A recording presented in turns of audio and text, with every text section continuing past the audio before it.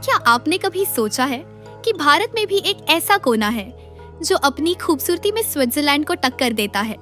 जी हाँ, एक ऐसी जगह जहाँ सूरज का उगना और डूबना किसी पेंटिंग जैसा लगता है और जहाँ की परंपराएं इतनी अनोखी हैं कि सुनकर आपकी आंखें खुली रह जाएंगी। कल्पना कीजिए एक ऐसी जगह की जहाँ लोग दिन का खाना भारत में खाते हैं और सोने के लिए म्यांमार चले जाते हैं। चौंक गए ना? चलिए आपको लेकर चलते हैं एक रहस्यमयी, रंगीन और रोमांच से भरे सफर पर, नागालैंड की ओर। नमस्कार दोस्तों, स्वागत है आपका उलट पुलट दुनिया पर। यहाँ हम लेकर आते हैं अनसुनी कहानियाँ और जादुई जगहों की सैर।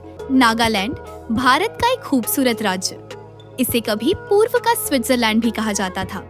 यहाँ की हरी भरी वादियाँ, शानदार सूर्योदय और सूर्यास्त वाकई मन मोह लेते हैं। 1 दिसंबर 1963 को यह भारत का 16वां राज्य बना। आज भी यह राज्य अपने अनोखे रहन सहन और रीति रिवाजों से लोगों को हैरान करता है। आप जानकर हैरान रह जाएंगे कि नागालैंड में एक गांव है, लोंगवा। यहाँ के लोग दिन का खाना भारत में खाते हैं और रात को म्यांमार में सोते हैं। ऐसा इसलिए है क्योंकि इस गांव के ठीक बीच से भारत म्यांमार की सीमा गुजरती है। यही नहीं, यहाँ के लोगों के पास 2 देशों की नागरिकता है, भारत की भी और म्यांमार की भी। सोचिए, एक ही छत के नीचे 2 देश बसते हैं। और सबसे मजेदार बात, यहाँ आज भी राजा का शासन चलता है। उन्हें अंग कहा जाता है और कहा जाता है कि अंग साहब की 60 पत्नियां हैं। उनके महल का आधा हिस्सा भारत में है और आधा म्यांमार में। है ना कमाल? नागालैंड में लगभग 17 से भी ज्यादा प्रमुख जनजातियां रहती हैं, जैसे आओ, अंगामी, सेमा और कोन्याक। इनमें से हर जनजाति की अपनी अलग भाषा, पहनावा और रीति रिवाज है। खास बात यह है कि ये जनजातियां बहुत बहादुर मानी जाती हैं। अंग्रेजों के जमाने में भी ये कभी पूरी तरह उनके अधीन नहीं हुई थी। कोन्याक जनजाति को पहले हेड हंटर्स कहा जाता था। पुराने समय में वे दुश्मनों का सिर काटकर अपने गांव लाते थे। इसे वीरता का प्रतीक माना जाता था। आज भी कई बुजुर्गों के शरीर पर खास टैटू हैं, जो इस पुरानी परंपरा की निशानी है। नागालैंड की शादियों की परंपराएं भी बहुत दिलचस्प हैं।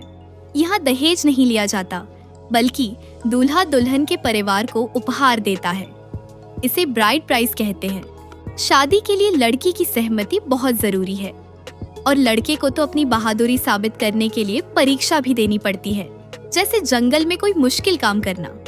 कुछ जनजातियों में शादी से पहले लड़का लड़की को साथ रहने की इजाजत भी दी जाती है, ताकि वे एक दूसरे को अच्छी तरह समझ सके।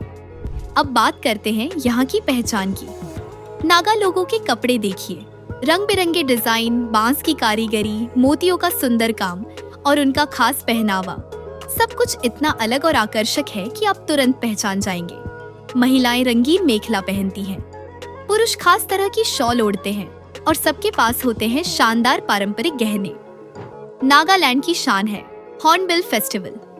ये हर साल 1 से 10 दिसंबर तक मनाया जाता है। इसे त्योहारों का त्योहार भी कहते हैं। इसमें राज्य की सभी जनजातियां हिस्सा लेती हैं। वे अपनी कला, संस्कृति, संगीत और परंपराएं दुनिया के सामने पेश करती हैं। और हाँ, यहाँ मिलती है दुनिया की सबसे तीखी मिर्च, भूत जोलोकिया। इसका नाम Guinness book of world record में भी दर्ज है। नागा लोग इसे बड़े चाव से खाते हैं। उनके खाने में आपको बांस के अंकुर, बैम्बू शूट, जंगली सुअर का मांस और लाल चींटी की चटनी जैसी चीजें भी मिल सकती हैं। कुछ लोग तो सांप और बिच्छू भी खाते हैं। मेरे पापा जब नागालैंड गए थे तो वो खुद यह सब देखकर दंग रह गए थे। यहाँ की टैटू परंपरा भी कमाल की है। योद्धाओं के शरीर पर बने टैटू उनकी वीरता और जीत के निशान होते हैं और उनकी खास नागा बुनाई, नागा वीविंग, वो तो देखने लायक होती है। बहुत सुंदर और रंगीन। राज्य की राजधानी कोहिमा भी बहुत खूबसूरत है। सुंदर पहाड़ियों के बीच बसा यह शहर द्वितीय विश्व युद्ध की कोहिमा की लड़ाई के लिए जाना जाता है।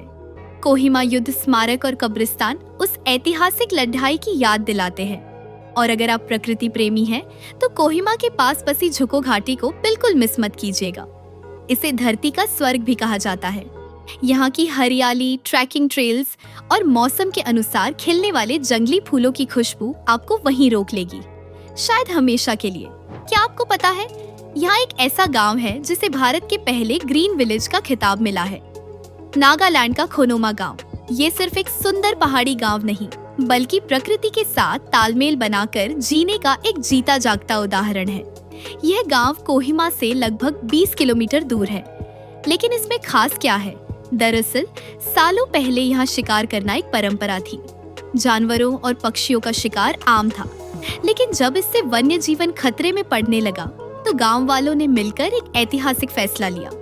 गांव की पंचायत ने शिकार पर पूरी तरह से रोक लगा दी, और इतना ही नहीं, पूरे गांव ने मिलकर एक कम्युनिटी फॉरेस्ट बनाया। इसमें 3000 हेक्टेयर से ज्यादा जमीन को सुरक्षित किया गया है।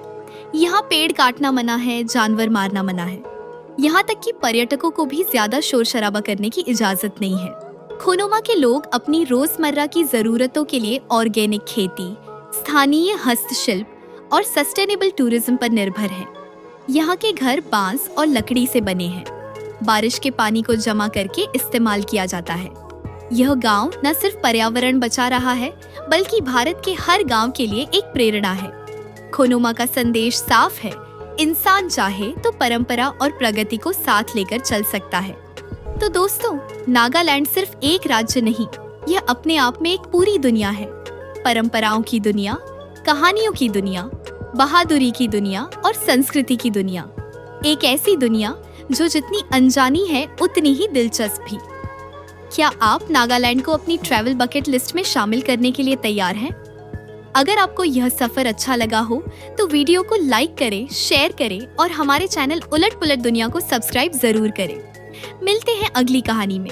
तब तक याद रखिए, हिंदुस्तान में हर कोना एक कहानी है।